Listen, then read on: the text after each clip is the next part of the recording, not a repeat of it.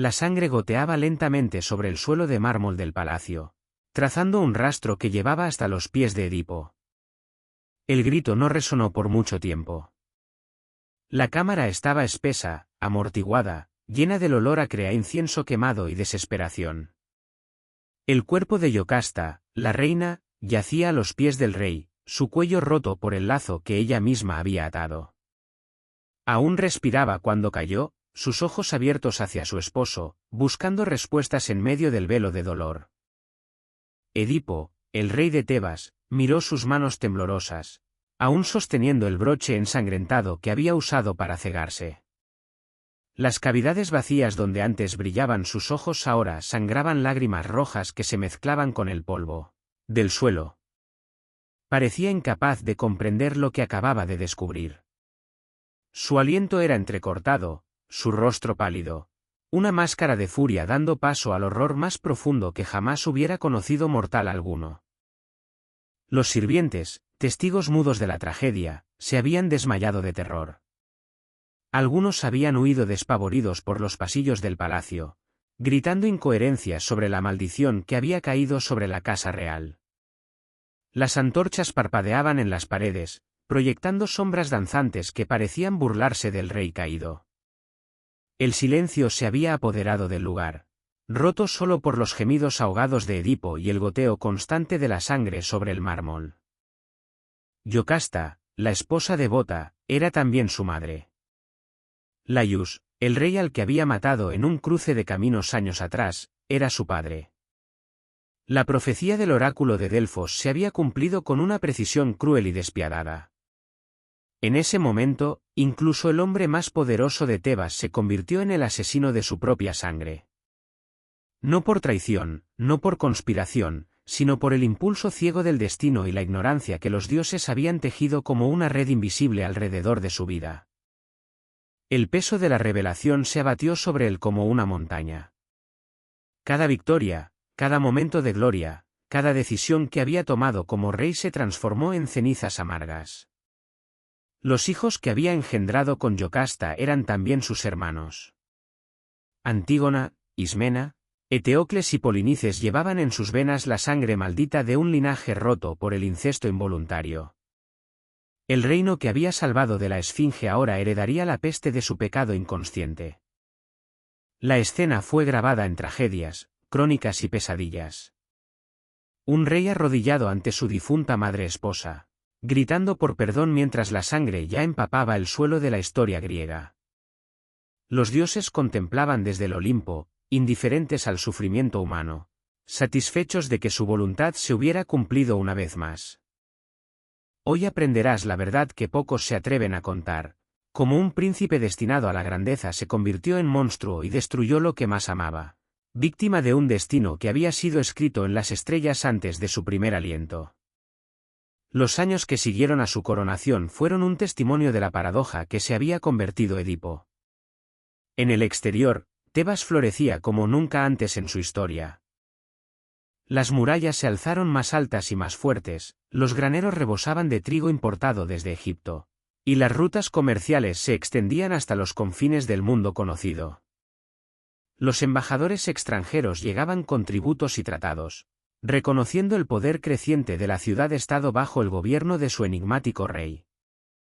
Pero quienes vivían dentro del palacio conocían una verdad diferente. Los sirvientes caminaban de puntillas por los pasillos de mármol, susurrando oraciones a los dioses para no despertar la cólera de su señor. Edipo había desarrollado rituales extraños. Se levantaba antes del amanecer para caminar descalzo por el jardín real, murmurando palabras incomprensibles mientras trazaba círculos alrededor de la estatua de Apolo. Sus ojos, que una vez brillaron con inteligencia y determinación, ahora ardían con una intensidad perturbadora que hacía que incluso los guerreros más valientes apartaran la mirada. Yocasta, la reina, observaba a su esposo con una mezcla de amor y terror crecientes. Durante sus primeros años de matrimonio, había admirado su vigor y su visión. Edipo la trataba con ternura, consultaba sus opiniones sobre asuntos de Estado, y juntos habían concebido 4 hijos que parecían destinados a continuar la dinastía real. Pero gradualmente, Había comenzado a notar cambios sutiles, las noches en vela cuando lo encontraba hablando solo en su estudio, las decisiones cada vez más impulsivas, la manera en que sus manos temblaban ligeramente cuando creía que nadie lo observaba. El punto de inflexión llegó durante el 5.º año de su reinado, cuando una plaga devastadora se abatió sobre Tebas. Los cultivos se marchitaron, los ganados murieron, y las mujeres comenzaron a dar a luz niños sin vida. El pueblo, desesperado, acudió al palacio suplicando que su rey consultara los oráculos para descubrir que había enfurecido a los dioses. Edipo, convencido de su conexión divina, declaró que él mismo recibiría las revelaciones necesarias sin intermediarios. Durante semanas se encerró en el templo privado del palacio, ayunando hasta el punto del colapso, flagelándose hasta que su espalda quedó marcada por cicatrices que nunca sanarían completamente. Los sacerdotes que intentaron intervenir fueron expulsados violentamente. Yocasta, preocupada por la salud mental de su esposo, envió mensajeros secretos al oráculo de Delfos, pero las respuestas que recibió solo aumentaron su angustia. Cuando Edipo finalmente emergió de su retiro autoimpuesto, su transformación era completa. Había perdido peso hasta parecer espectral, su cabello se había vuelto prematuramente gris, y en sus ojos brillaba una luz que no era completamente humana. Anunció que los dioses le habían revelado que la plaga era un castigo por un crimen terrible cometido contra la familia real. El asesinato del rey Laius seguía sin venganza. Lo que siguió fue una investigación obsesiva que consumió todos los recursos del reino. Edipo convocó a testigos, interrogó a sirvientes, torturó a sospechosos, y siguió cada pista con la determinación de un hombre poseído. No era justicia lo que buscaba, era la validación de su propia santidad. Estaba convencido de que al resolver este misterio antiguo, no solo salvaría a Tebas sino que se confirmaría como el elegido de los dioses, el purificador destinado a limpiar el mundo de la corrupción. Los nobles comenzaron a murmurar en privado sobre la conveniencia de un cambio de liderazgo, pero ninguno se atrevía a actuar abiertamente. El ejército seguía siendo leal, los comerciantes prosperaban, y los ciudadanos comunes, aunque nerviosos, aún recordaban cómo Edipo había salvado la ciudad de la Esfinge. Además, corrían rumores de que el rey tenía espías en todas partes y que quienes hablaran contra él simplemente desaparecían en la noche. Tiresias, el viejo profeta ciego, fue el único que se atrevió a confrontar directamente al rey. Cuando Edipo lo convocó para consultar sobre el asesinato de Laius, el anciano intentó disuadirlo de continuar su búsqueda. Algunas verdades, le dijo con voz temblorosa, son demasiado terribles para ser conocidas. Pero Edipo, interpretando la reticencia como traición, acusó al profeta de complicidad en el crimen y amenazó con ejecutarlo si no cooperaba. Era en este momento de suprema arrogancia y ceguera espiritual que el destino comenzó a tejer los hilos finales de la tragedia. La verdad que Edipo buscaba con tanta desesperación estaba a punto de destruir no solo su reino, sino su misma alma. La confrontación con Tiresias se convirtió en el catalizador que desencadenaría los eventos finales. El anciano profeta, con sus ojos nublados por la ceguera pero con una claridad espiritual que traspasaba el velo de la realidad, se presentó en el palacio real envuelto en túnicas blancas que contrastaban dramáticamente con la oscuridad que había invadido los salones de Edipo. El aire estaba cargado de tensión, incluso los sirvientes podían sentir que algo decisivo estaba por suceder. Rey de Tebas, dijo Tiresias con voz firme pero cargada de tristeza, me convocaste para revelar al asesino de Laius, pero temo que la verdad que buscas te destruirá más que cualquier plaga.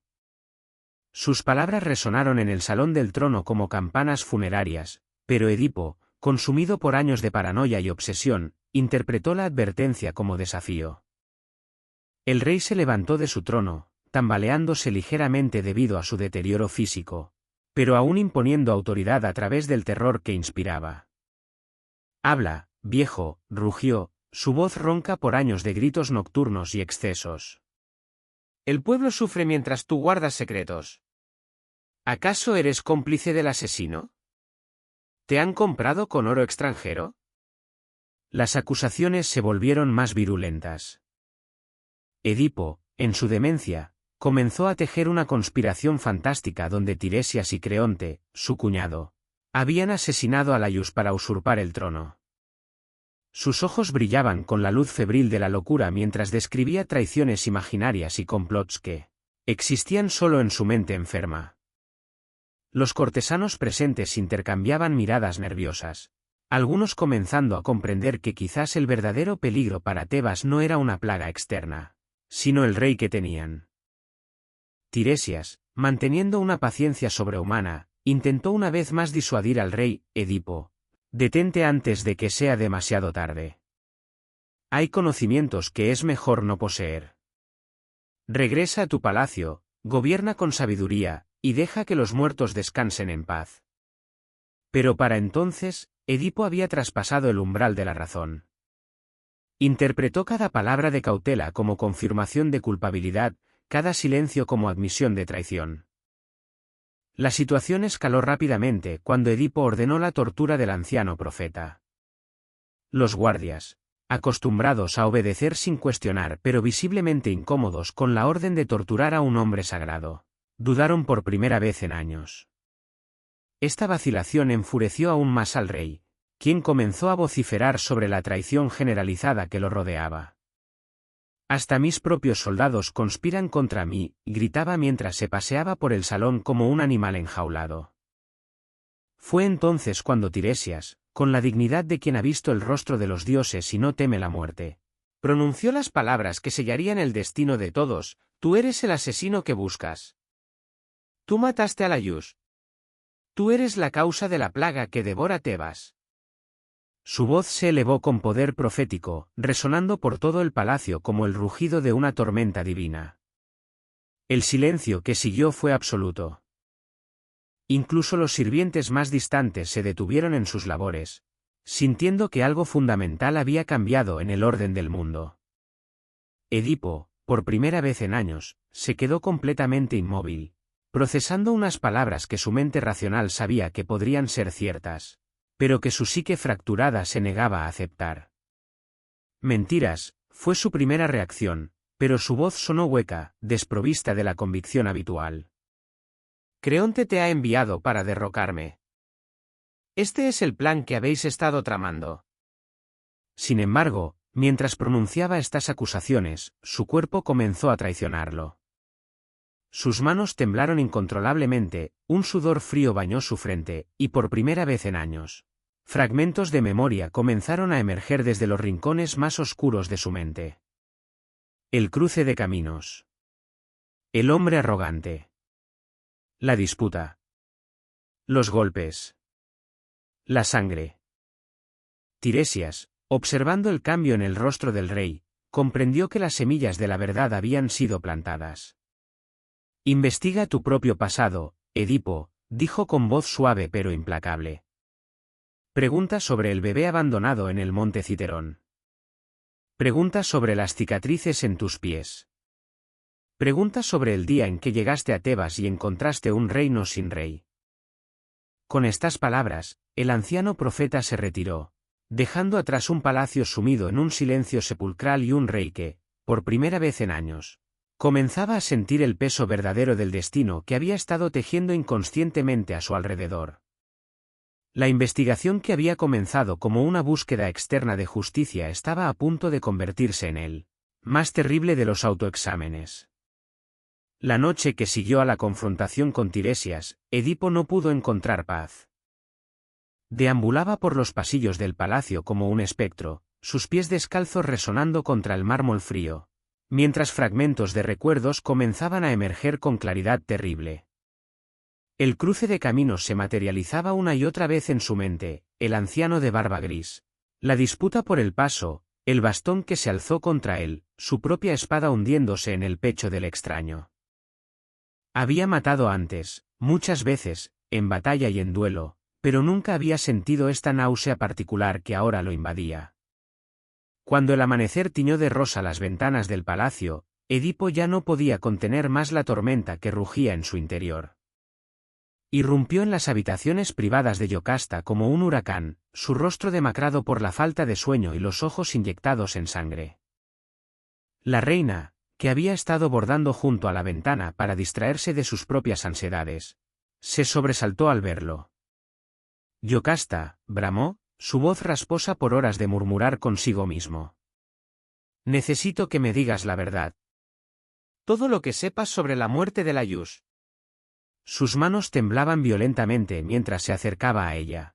Y Yocasta pudo oler en su aliento el vino agrio de la noche anterior mezclado con algo más nauseabundo que no pudo identificar.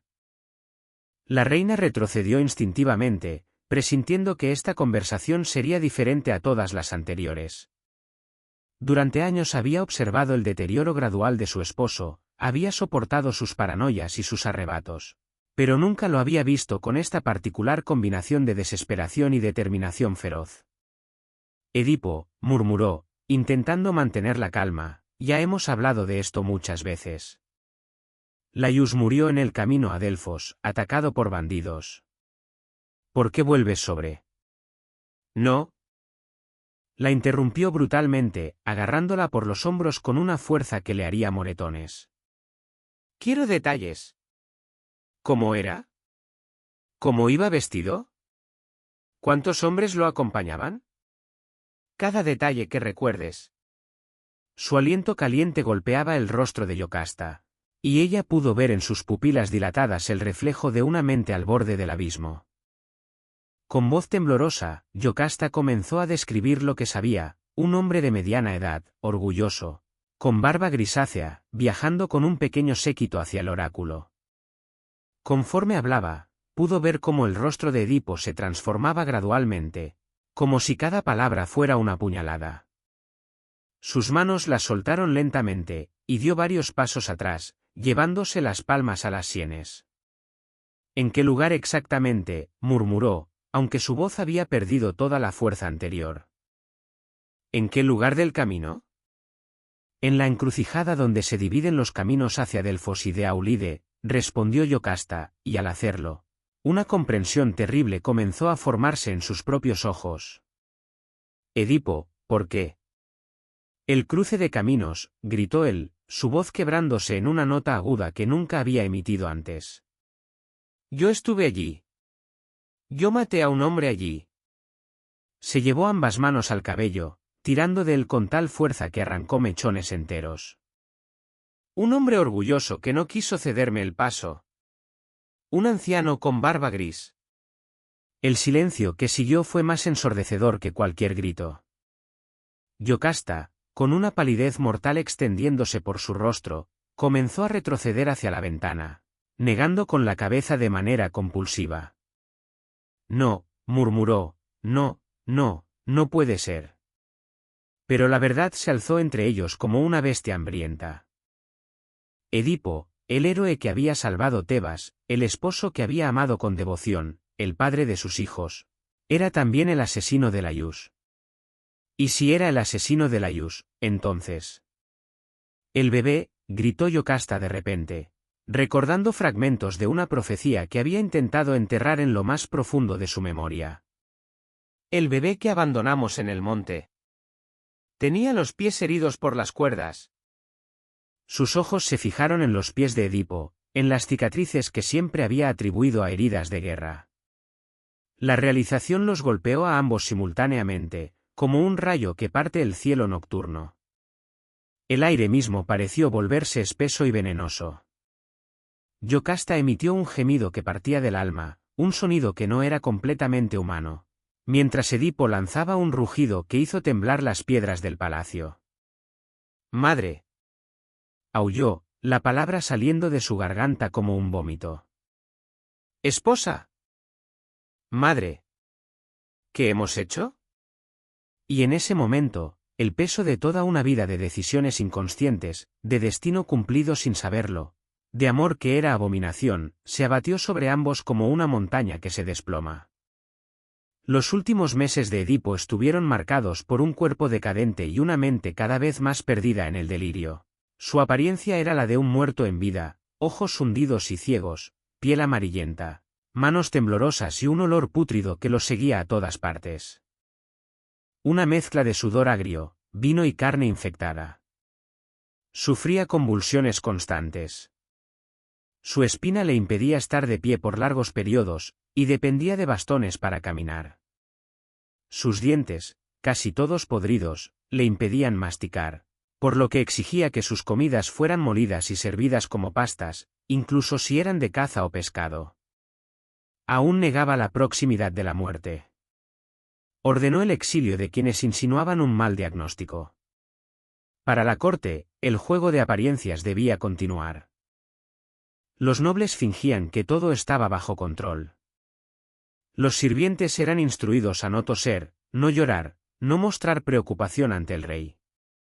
Pero tras bambalinas, la sucesión era una desesperación silenciosa. Con sus hijos malditos por el incesto, ¿quién heredaría el trono? Edipo pasaba horas encerrado en su cámara oscura, rodeado de iconos religiosos, cráneos de enemigos y reliquias extrañas. Afirmaba hablar con los dioses.